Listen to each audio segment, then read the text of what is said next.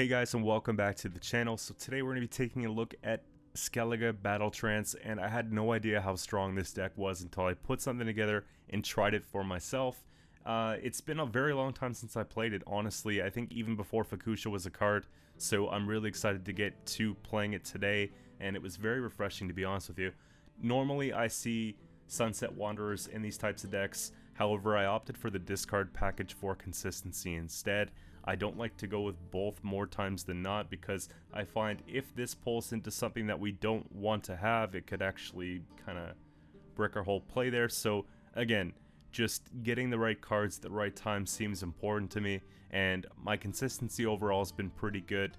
Obviously we want to make sure we pull Gednith, but we have lots of ways to kind of cycle out that deck and make sure we get through it to get the cards that we need. I opted to go in for a couple tall punishes here. So Karathi Heatwave being one for scenario or just a very tall unit, and Morkvarg being a second one to punish another tall unit. I find two in this meta just makes a lot of sense, and if you have a look at the Skellige deck I posted a couple days ago, you'll see I frequent the same two. I'm just very comfortable playing them. And moving on to some of our combinations where the points are going to be coming from, besides the discards, going to be the Mushy Truffle. With this card here, we have the ability to pull a bonded unit of choice from deck. We have two pairs of bonded units, being the little Halfru and being the Crow Clan Preacher.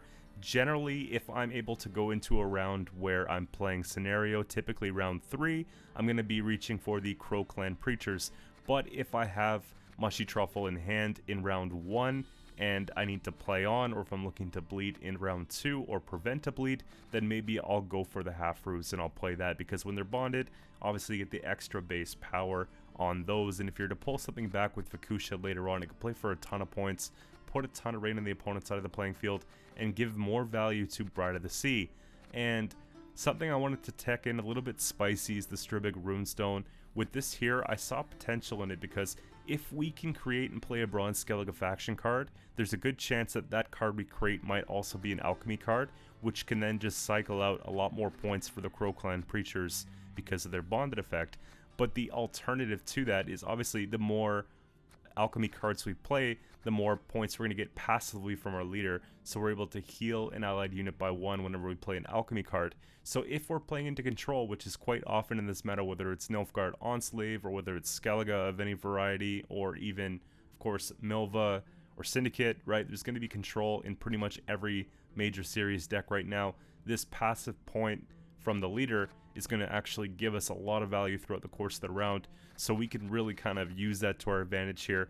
And I've been enjoying this quite well. I think the Dwims are awesome with this archetype, and you know, the fact that Mushy Truffle spawns a Golden Froth, I think that there is no deck that can play this location better than the one we have right here. So I have 6 games that I played with this, and of the 6 games, I won all 6 with the exact version of this deck.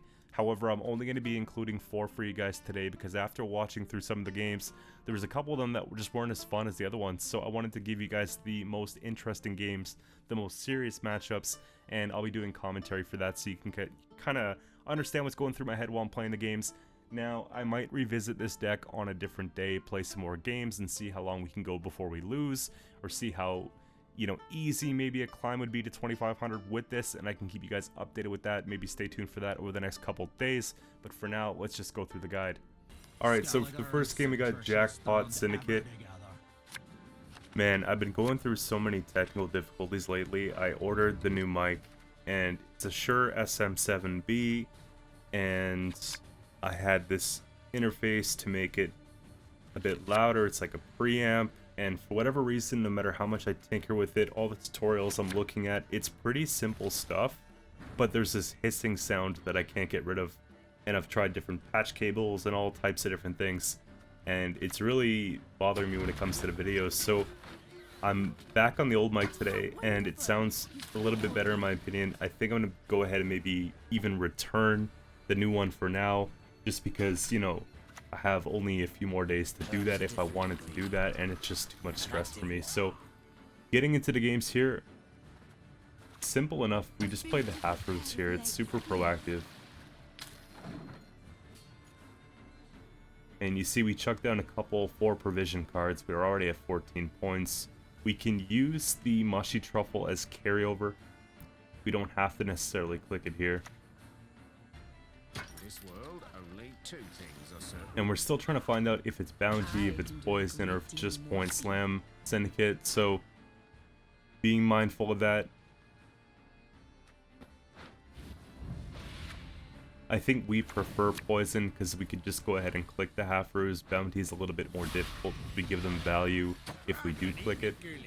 And I'm actually looking to go for some sort of temple pass here. So if I can click, it just puts us at a lot of points. 34 to 4, 30-point lead. Probably pass on 7. And either force a long round or just get them to play into round 2 like that. That's a slow play. So I go ahead and take the pass here every time.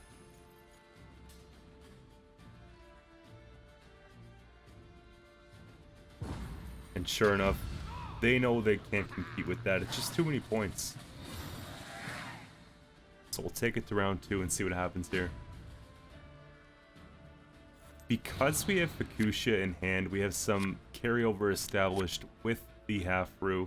We've got 1, 2 druids. I mean, we're doing pretty well here. Maybe we tuck away like the alchemy or something. We have the Dwim for the reset on the location. A lot of good things here.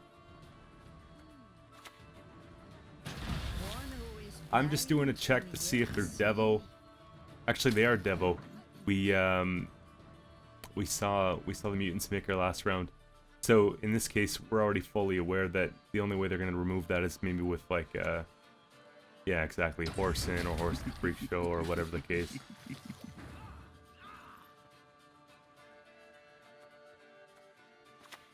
Bow before modern Freya. Man is an arrogant creature. And then we'll just go ahead and play the other one from hand here and just try and really get them to climb. That's kind of annoying.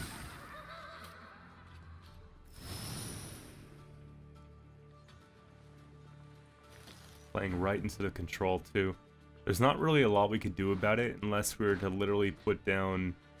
Here, we'll see if we can get some points out with Burn and maybe pull in something a bit better. We're not really missing out on much by taking that. Nothing like some overseas wandering in springtime.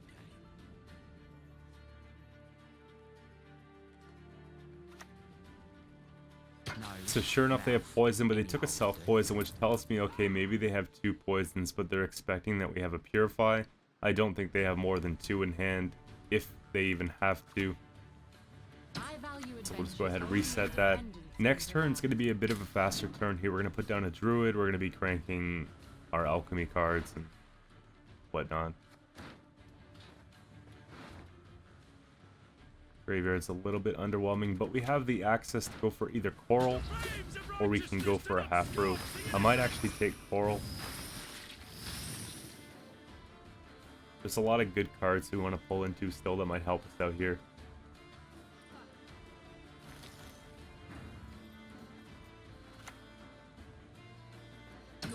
And I think we do... Sacrifices for Melusine, one and all.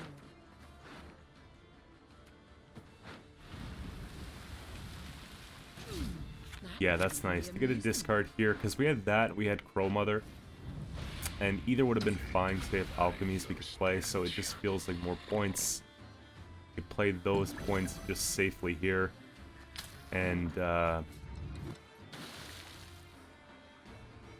reason why I took that is because I'm looking at, okay,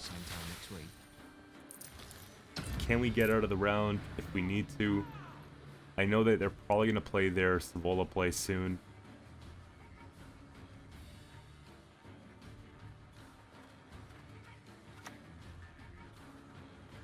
Considering the heat wave, but I don't know if it's worth it. Because the alternative would just be for us to put down the Croakland Preacher and then just use our leader on it, or the Marjoram here off the scenario, so at least it keeps it alive for a turn, or makes them spend a lot more to take care of it. And the lead's pretty comfortable, but Savola will get them right back in it, which is pretty wild.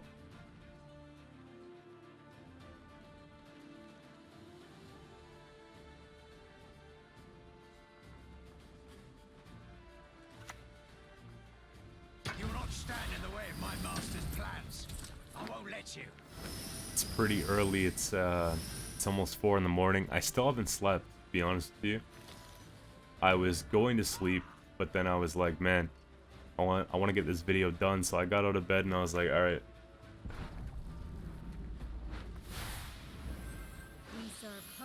Just because I want to stick to the schedule of 8 a.m. and I know that if I sleep without doing it, I'm probably going to sleep in and then it's not going to be up. That's all.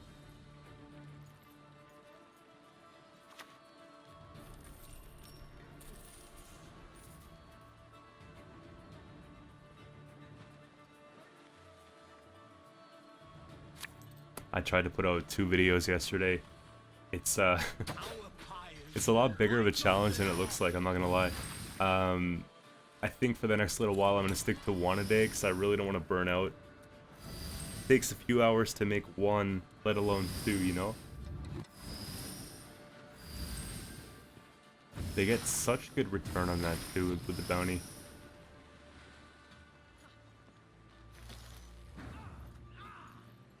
For what it's worth, guys, they used a lot of their big point swing here. If you look at all the bounties they've recycled, you look at the King of Beggars coming out with Savola, like a lot of the big plays are out of the way here. So I'm feeling like, okay, you know, we could probably just trade and it wouldn't be so bad.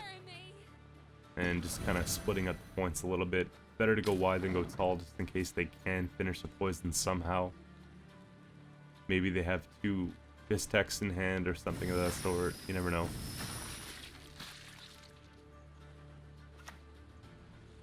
One man's battlefield is another man's Jackal's ripe patch okay. for harvest. Realistically, we're probably going to Heatwave the 12 and then Morkvarg the 13, right?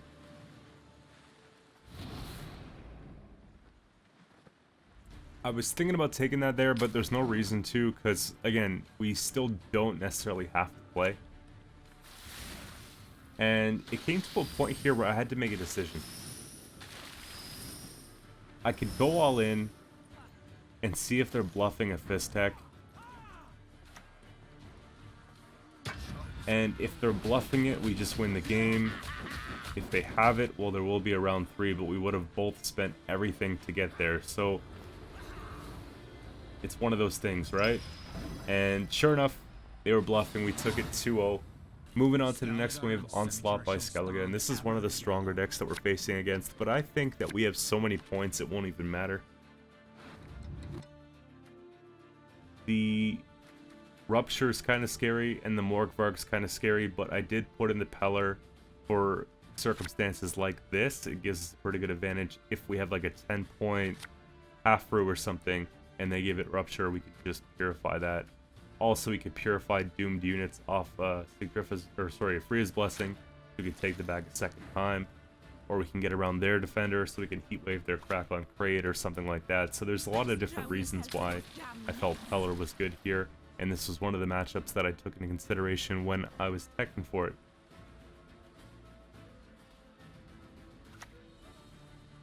That might even be amusing. Gives us a bit more click value. I just wish they stuck that on melee instead. I would have just clicked it right after playing maybe a second one.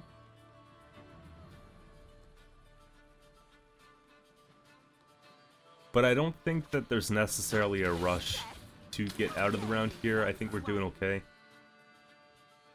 Keep in mind we have the Coral discard on the Skirmisher, and then we have the Leader discard on the Morkvarg. Vice versa, doesn't really matter.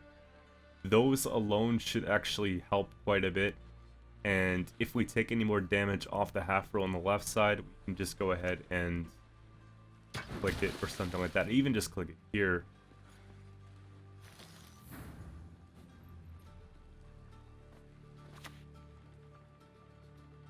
I think we do 2 reasons. Bloodthirst is not as much of a thing. Otherwise, it does kind of take away value potentially from maybe a Burna. Or sorry, not a Burna. Yeah, it's a Burna. Burna. 4 a.m. things. I sometimes get them mixed up, Berna and Coral. They work hand in hand. Not get in the way of me axe. There's Berna. Sure enough, we have Berna and even the Pro Mother, so it works out pretty well there too. Obviously, I was looking for a ping on the front row, but it's fine. If they play anything on ranged, we do get the value back from the half row that we clicked.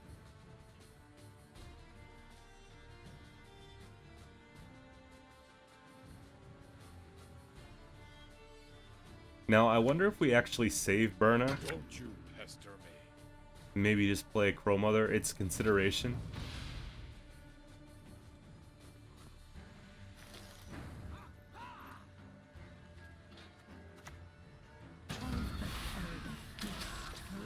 Because I don't have any alchemies in hand. We have access to one, but I feel like we're probably just going to pass here anyways. And Berna might be really good for if we do bring back Coral, or if we are missing something and we want to look for it. And 17. So they need 14 points to get ahead. I think that we just pass on that, right?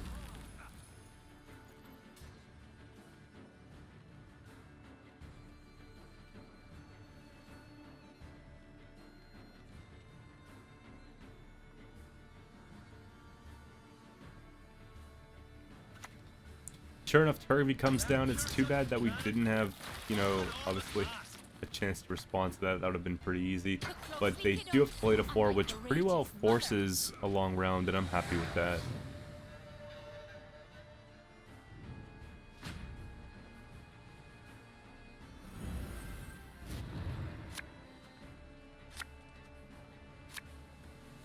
I'm really torn this season between wanting to actually try and, you know, see what we can do as far as placements and just making,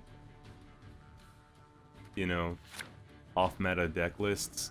I'm trying to find a sweet spot because through like a lot of trial and error coming up with ideas to play, I do tank some of my scores, you know, so I'm wondering if we do that more towards the end of the month and I play more decks that are a little bit more competitive for the next little while. It's hard to say. At the same time, placements don't really mean a whole lot to me either.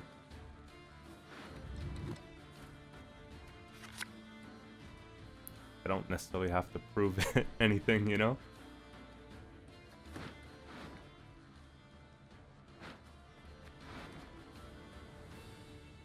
And even if I did get to one of the major tournaments, I would just get totally dominated, so it's not even worth it at this point.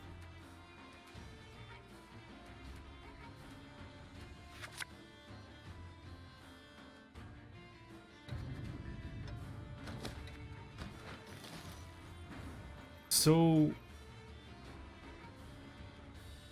it's a pretty good hand, to be fair. I don't think we need much else.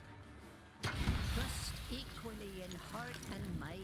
Location and Gednith in the same round. Both Crow Clan Preachers in hand in the same round. I mean, you can't ask for more. Berna's there just to kind of help out.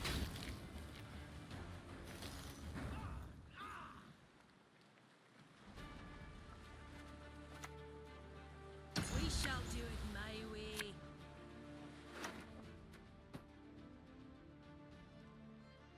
And I think we honestly just tuck the ones we just pulled into.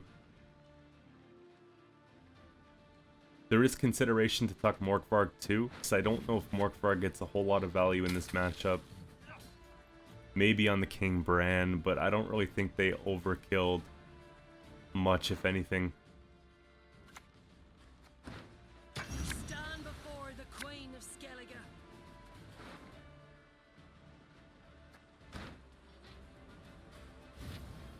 Hide your stench.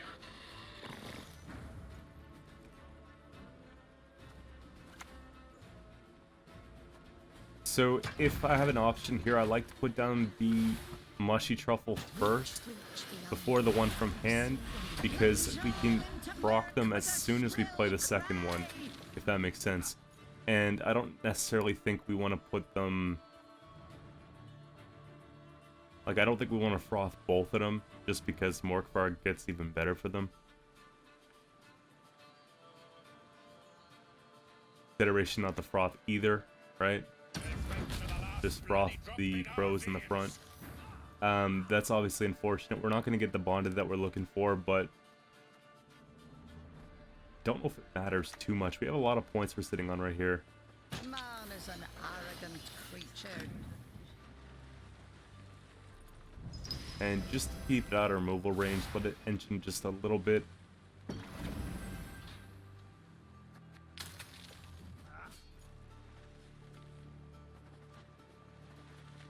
It's just crazy how many points we could spit out in such a short period of time.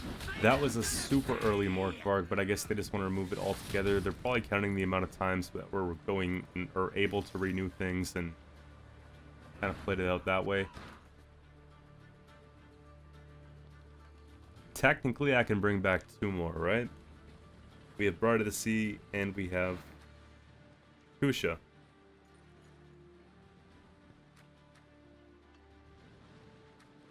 But at this point, we're running pretty low on alchemy. Like, it's a consideration to do it. Sacrifices must be made. On both We have 1 off Leader, 1 off Bride of the Sea, 1 off the Dwim. mushrooms again. Dude, we're doing alright. We've got 5.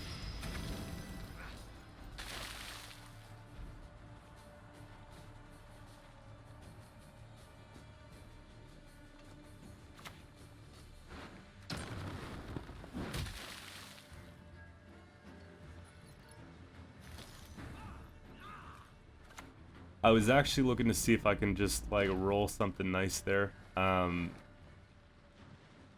Maybe another Pro Clan or something like that, but Bear Witcher is actually really good too. Double the coin and consider it done.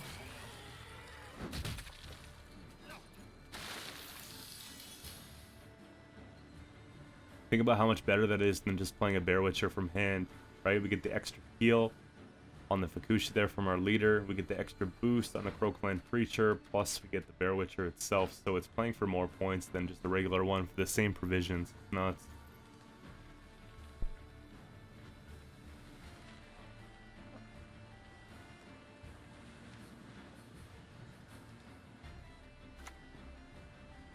Folk can be just as treacherous as the sea. That's like more rain than what's left in the game. Holy.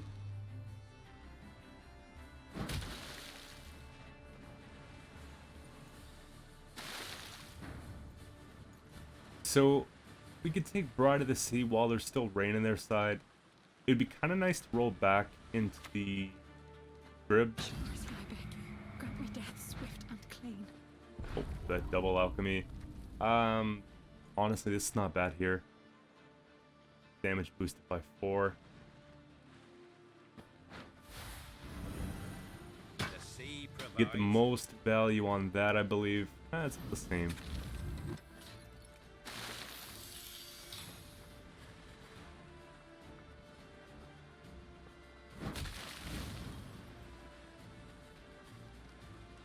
They're both damaged by 2, right? Get it when they run. And there would be consideration to go ahead and reset like Travel makes the one modest. scenario to last chapter if we had another druid, but at this point it's not a big deal.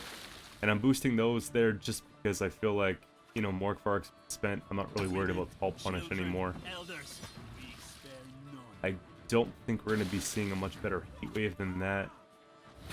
And I don't think we're going to be running into any sort of engines, so we could probably just play Giga Scorpion for points. Bury corpses? Nay, feed our foes to the crabs while they still live.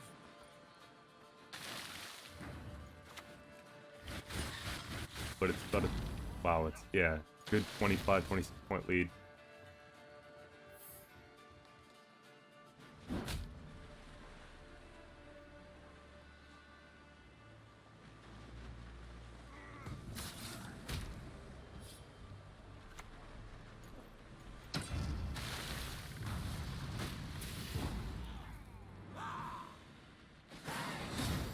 And sure enough, that takes it here. Here's a matchup that I'm sure everyone's wondering. You know, most of the guides that I've been making lately, I've been playing against guerrilla tactics, and the Milva no unit version to me doesn't seem as strong as most give credit to it. I find the Alzar one is a lot worse because they have the ability just to go for the 2-0, and that's very scary. And if they can't 2-0, well, they have a huge board play for round 3, and you know, generally that takes it as well.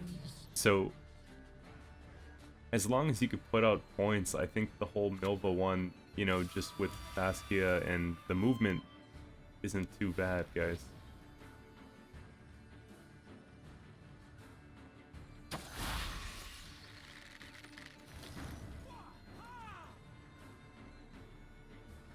I like to wait for there to be units on the playing field before we go and we take our discards, obviously to get the most value possible from it. So here we go with the Coral, and I'm hoping there was consideration to wait till next turn, but I didn't think it was gonna last till next turn.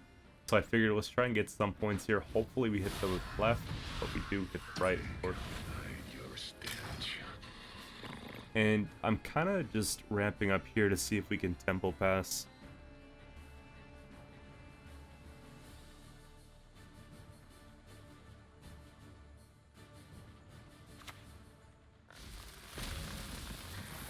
It worked in the Syndicate game, so I'm pretty confident we can do something similar here, depending on what they play.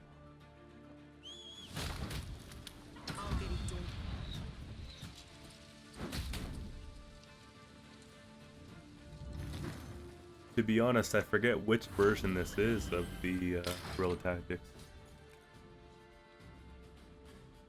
I'll know shortly here.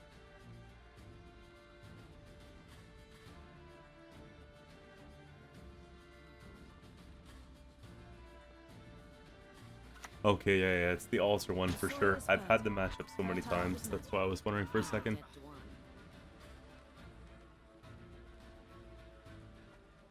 And I think I'm going to pass on that because they're going to have to sim us and then do all that. And I don't want to get caught either losing on even, so I'd rather just have the card advantage so we could focus on defending a bleed.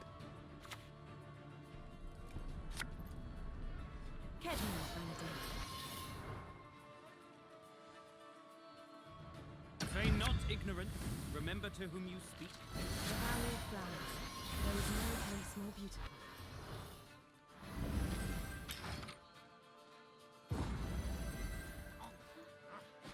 To be honest, I think that the Alzar combination with the orbs is like an unfair advantage to an extent for Scoia'tael. And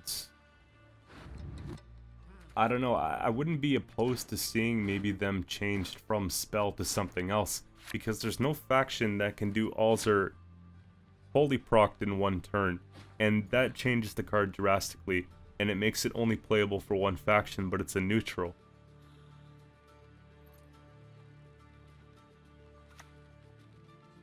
Got a hearty hankering for Gwent.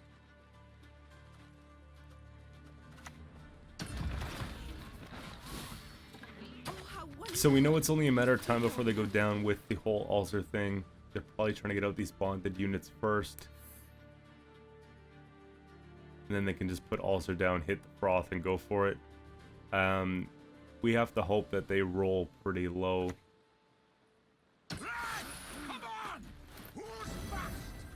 Maybe into like a Berenger or something would even be better for us.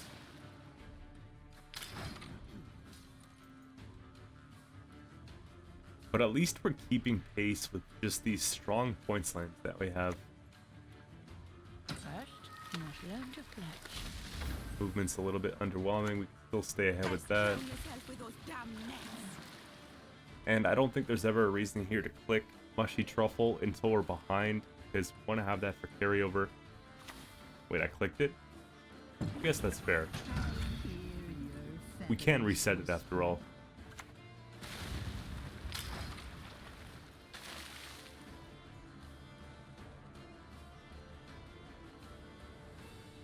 That is fair, because even if they do play Alzar, this could actually keep us in front. or close to.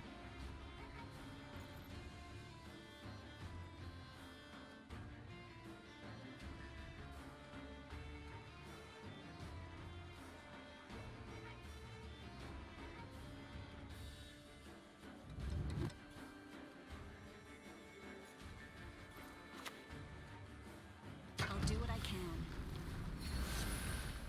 Triss for an orb. I don't see a lot of Triss, but Triss is a good card. It's just that it's really hard to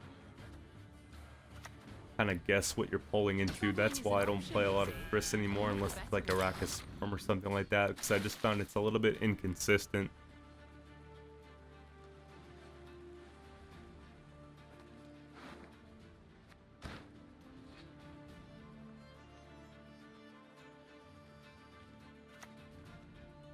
I must banish her. I see no other paths. Now, I'm pretty sure in this situation I went and I decided to play the Heatwave off the Seer.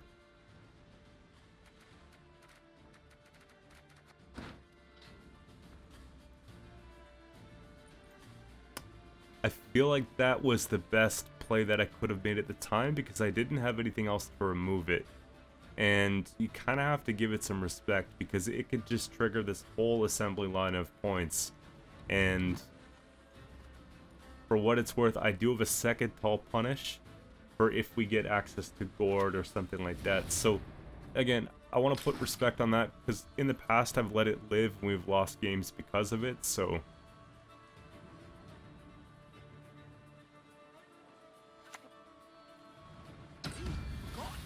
Not in epochs, eras, eons. the alumni's not very good. The lock's okay. That's not good at all. So that's okay. I can live with that. It wasn't a super high roll.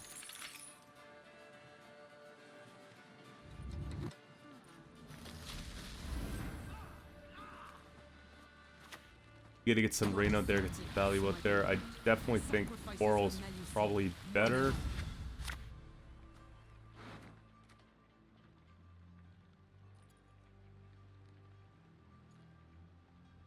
And it's likely gonna be the Swallow that goes, right?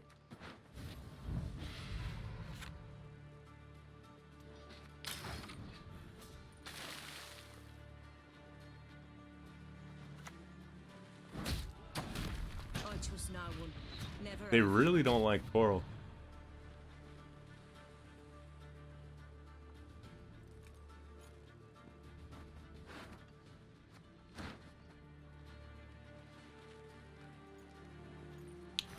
Doing a bit of a graveyard check here.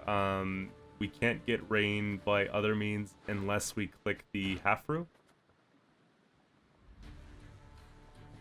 But we could go ahead and basically take the Strib and then play, you know, the rain. And then play Bride of the Sea for a second Strib. So that's kind of one of the things that I'm looking at. We are down about 20 points, you know what I mean? So we kind of have to act on it.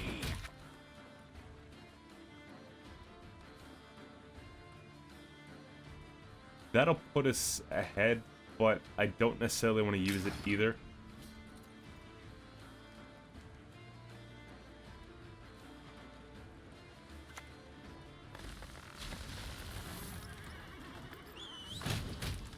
Don't you fret about me. Can take care of myself.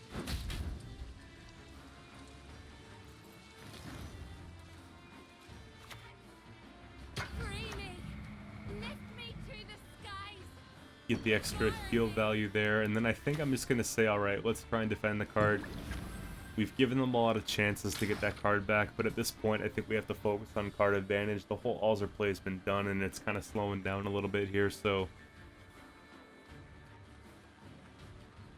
I just wonder if last card would be Gourd and they'd go all in. I was sort of preparing for it. That would be really big for us to get out, but at the same time, it might have the ability to 2-0. We're kind of relying on a little bit of chance here.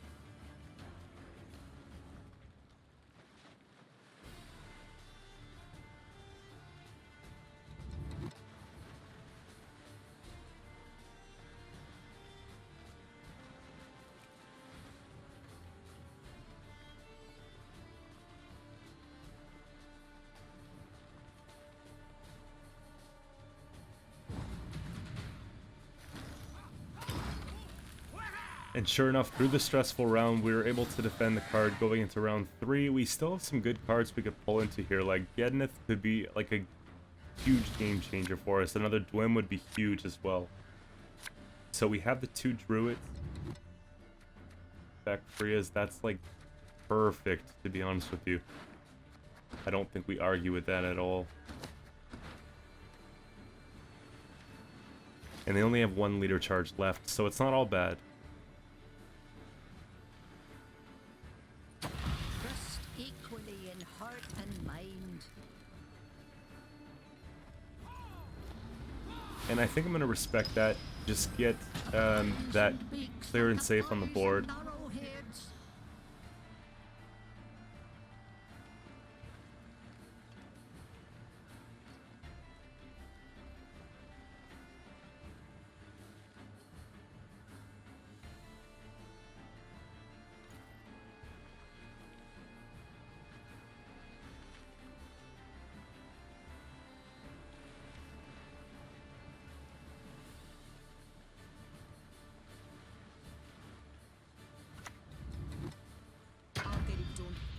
Milfa from hand is honestly so good to see here. Twitch beyond the eyes see and the ears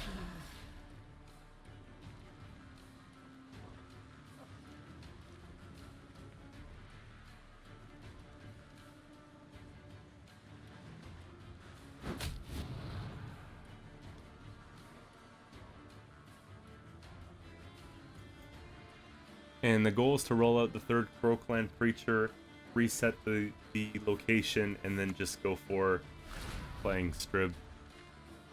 I trust no one. Never have.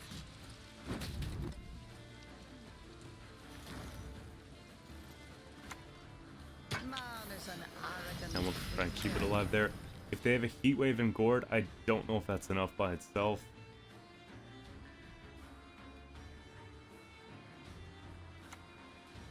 That's good to see there. So last card's Poly Discord then. Don't you fret about me. Can take care of myself.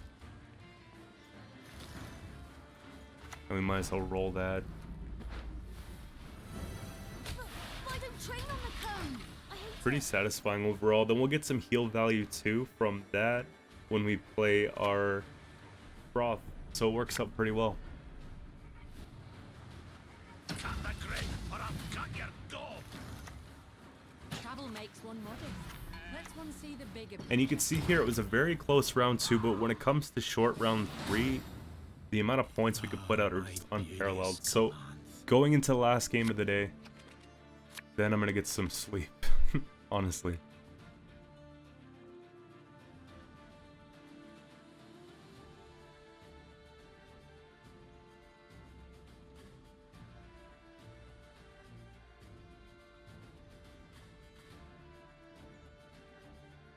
And I forget who brought a deck similar to the one we're playing against right now. I think it might have been Cybers. I don't 100% remember. But it was like a Warriors / Gednith hybrid. I remember seeing that on the big stage sometime recently. I just don't remember who brought it. If one of you guys can let me know. Beautiful pair of legs, please.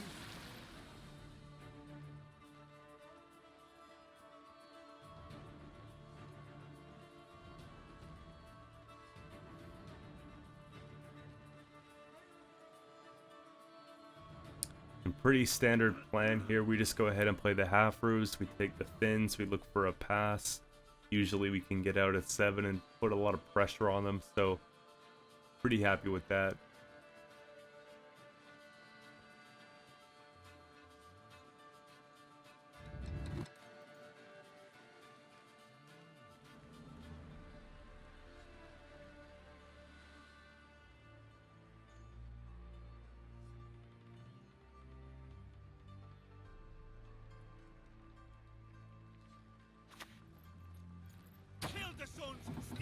Now, I thought about taking Giga Scorpion here, but I felt like it might be a little bit slow, and we kind of want it maybe for later on as well.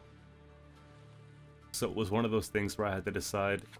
We probably don't take it. We probably just go for the Coral. I suppose. Really slows down our tempo otherwise. And hopefully we can high roll into something here we want to discard. Unfortunately we don't. But I think Swallow's maybe one of the ones we dump here, or Freya's. Swallow's just not really good into like Morkvarg and all that, so.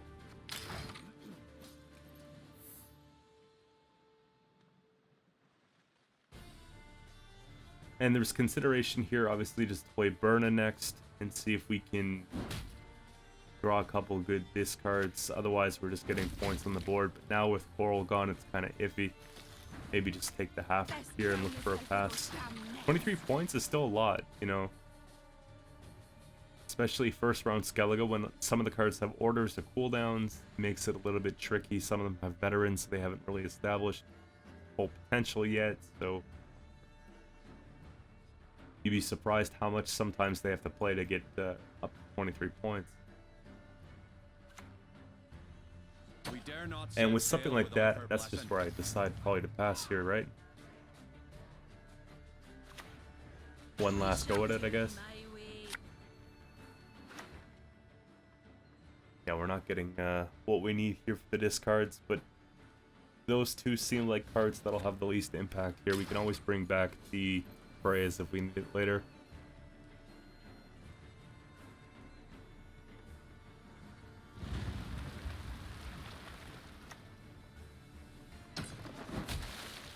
You hate to see a 6-point burner though.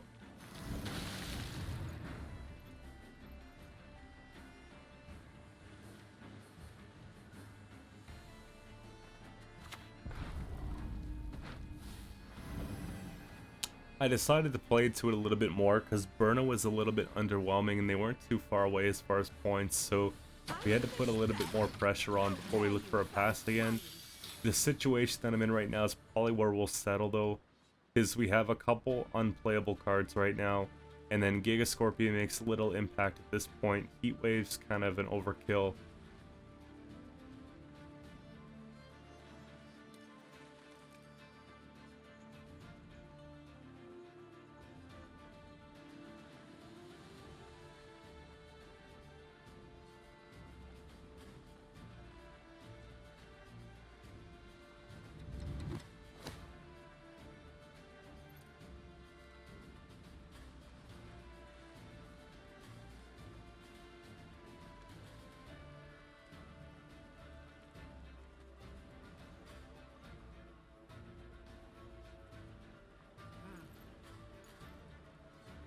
I guess they're trying to decide if they can make the points. Gednith comes down, and that's what I'm talking about. I was really surprised when I saw Gednith in the deck. So I think that just deserves a pass right away.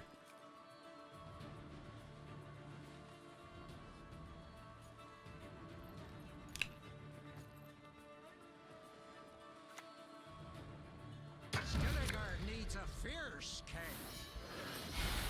We see Gednith come down, we see Artist come down. Neither polite nor safe. It's a lot of really big commitments for a pass.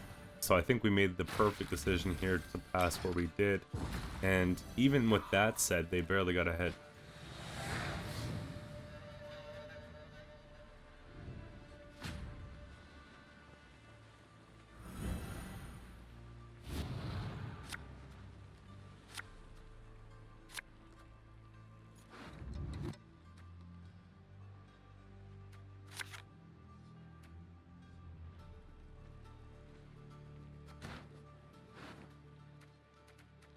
So we're missing a couple cards, but it's not too bad. For what it's worth, I wasn't expecting them to bleed into round 2. I figured once they played Gednith and they played Artist, they probably want to try and get some more golds and, you know, get the card back. But sure enough, they go for it. Nothing like some overseas plundering in spring.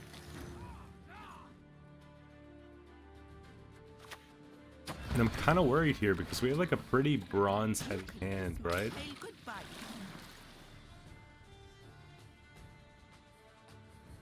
We could play Freya's to go into getting another bonded half-brew. We could reset the location and just, you know, play a couple Golden Froths. We could obviously go and play Crow Mother, but beyond that, we don't really want to play Bride of the Sea. I don't think we're going to need to play Giga Scorpion here. Heatwave might be an overspend unless they decide to go in leader and they're actually running Jutta. So, obviously I want to stay ahead, but the amount of points that they're getting here is just crazy. So, Serve her who is virgin, mother, and crone.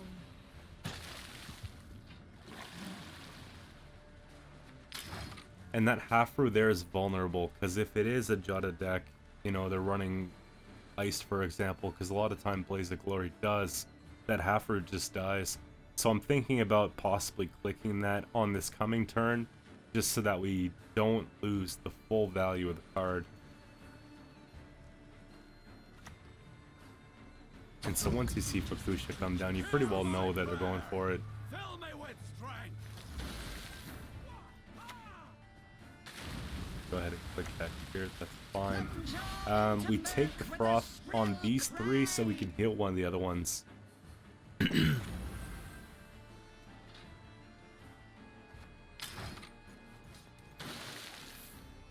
And that'll keep us up by just a couple points here, because we'll take the raining damage as well.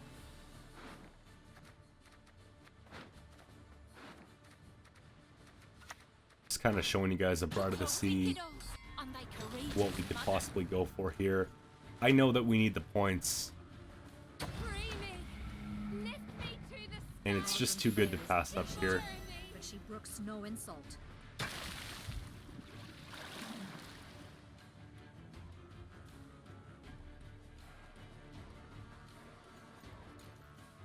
I'm trying to decide if I should click.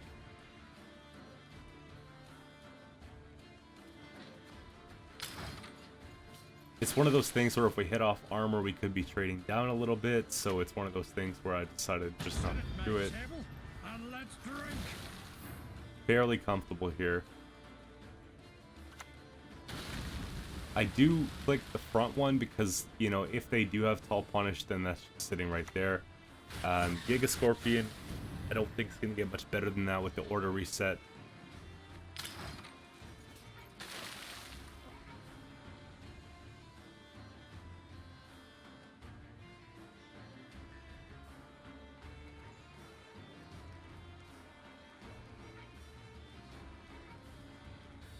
It would be nice to try and take away Bloodthirst 3 from them as well. We'd have to go and reset that location and just take maybe a Froth from the Bride of the Sea. Sure enough, they put down Ice because they know that's probably going to be coming. And they can go with Frank Leader here, I'm sure.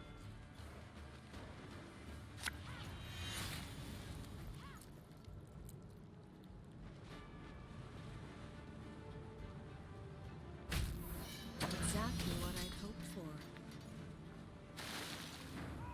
There's a pretty significant gap, but I think we could still do it in two, because if we Heat Wave the Jutta, get the rain damage here, that's out.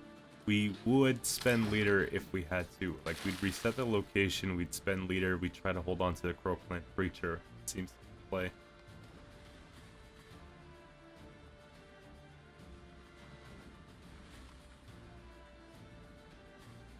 Now, if they didn't go and spend Gedneth and Artis in round 1, they'd have a lot left to fight in round 3, but because they spent that, look at all the provisions they're spending in this round.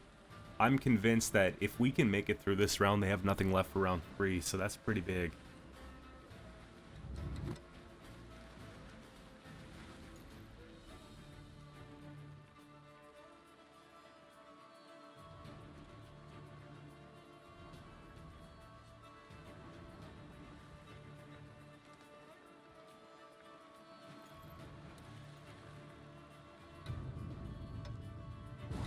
And sure enough, we get the pass we're looking for, which is kind of nice. We put that there so we can get more value off the heal.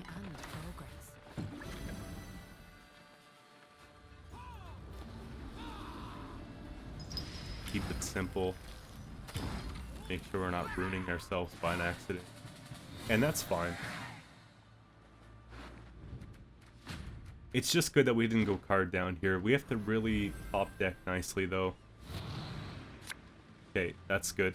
When I see Fukusha come out, I'm like, alright, I think we win the game. Can I pull scenario? Nah, but that's still really good.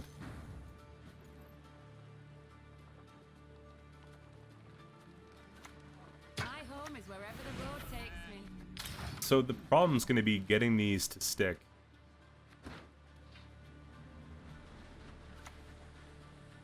I can do a great deal more for you.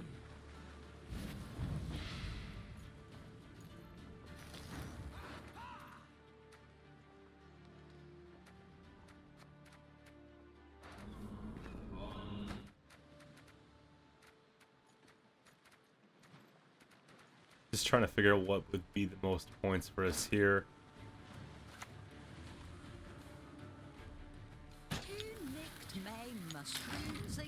I'm going to try and greed it out until we get them bonded. I feel like that's going to be the biggest payoff for us here. Whether we go and we take back a third one, I'm trying to decide. We might want to go for maybe one of the half-brews, give less value to a potential Morkvarg or something of that sort.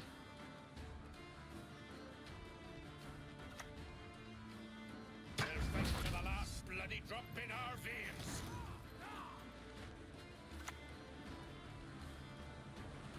You shall be mine and mine forever. Lady of the Seas, daughter of the heavens, Bow accept before my mortal sacrifice. prayer.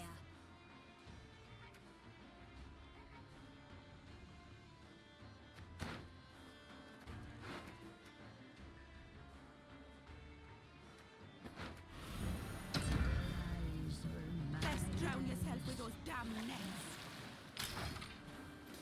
So I'm trying to decide, like, I played that thinking it was more secure, but I want to see, was it the right play? Because if we put this down, it gets boosted by 1, whereas the other ones would have boosted, they would have boosted by 2 each, would have been 4. I mean, it is what it is. It would have given 1 extra point to a Morkvarg. The game is decided by 5, so that's alright. See you guys tomorrow with a brand new video.